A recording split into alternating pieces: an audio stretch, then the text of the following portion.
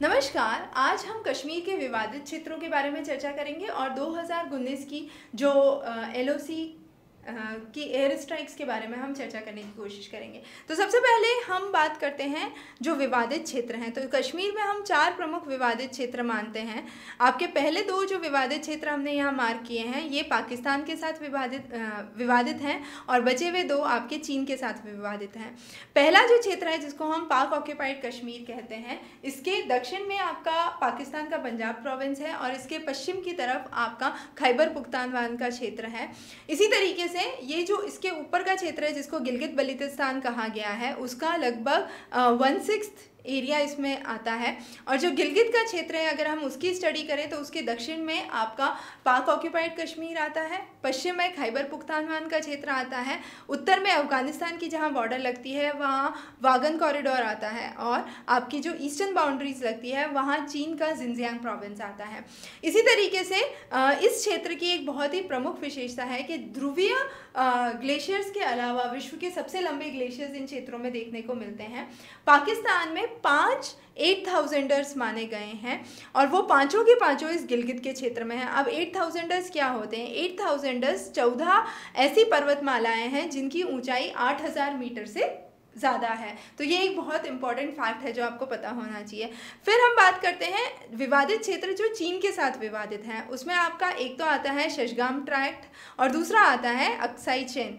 जो शशगाम ट्रैक्ट है ये आपका ट्रांस काराकोरम ट्रैक्ट माना गया है और इसके बिल्कुल करीब में आपकी सियाचिन ग्लेशियर लगता है जो कि विश्व का सबसे ऊंचा बैटलफील्ड का क्षेत्र माना गया है।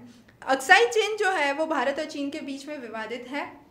होटन काउंटी जो कि जिनजियांग प्रोविंस का हिस्सा है वहाँ से इसका विवाद शुरू होता है। अब हम बात करते हैं जो ज्योग्राफी ऑफ एलओसी या जो लाइन ऑफ कंट्रोल है उसके भूगोल के बारे में। तो ये पूरी कहानी शुरू होती है आपकी लेथपोरा से। लेथपोरा एक छोटा सा गांव, एक छोटा सा कस्बा है जो कि पुलवामा में बेस्ड है। यहाँ पर 800 से 900 घर हैं। मुख्यतः कृषि प्रधान क्षेत्र है, केसर की खेती यहाँ पर की जाती है। झेलम नदी के किनारे ये स्थित है।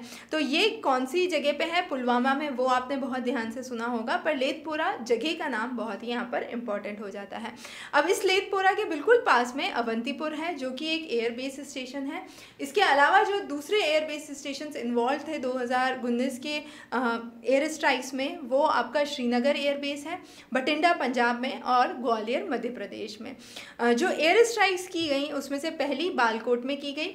अब बालकोट के क्षेत्र को अगर हम समझें तो बालकोट और गढ़ी हबीबुल्ला का क्षेत्र दोनों ही वैसे क्षेत्र हैं जो 2005 के भूकंप में काफ़ी ज़्यादा यहाँ पर नुकसान देखा गया था। बालकोट में 2 वैलीज हैं, लोअर वैली और अपर वैली। जो लोअर वैली का क्षेत्र है उसको नैनसुख वैली कहा गया है, जो अपर वैली का क्षेत्र है उसको कांगन वैली कहा गया है। जो कांगन वैली है वो ज़्यादा ठंडी है और इस क्षेत्र में जो नदी बहती है उसका नाम कुन्हार नदी है। तो बालकोट पहला क्षेत्र हो गया जहाँ पर अटैक हुआ। दूसरा मुजफ्फराबाद के करीब में गढ़ी हबीबुल्ला, ये भी वही क्षेत्र है जो आपके मानशेरा डिस्ट्रिक्ट में आता है। इसके बाद जो तीसरा क्षेत्र है वो है चकोटी का।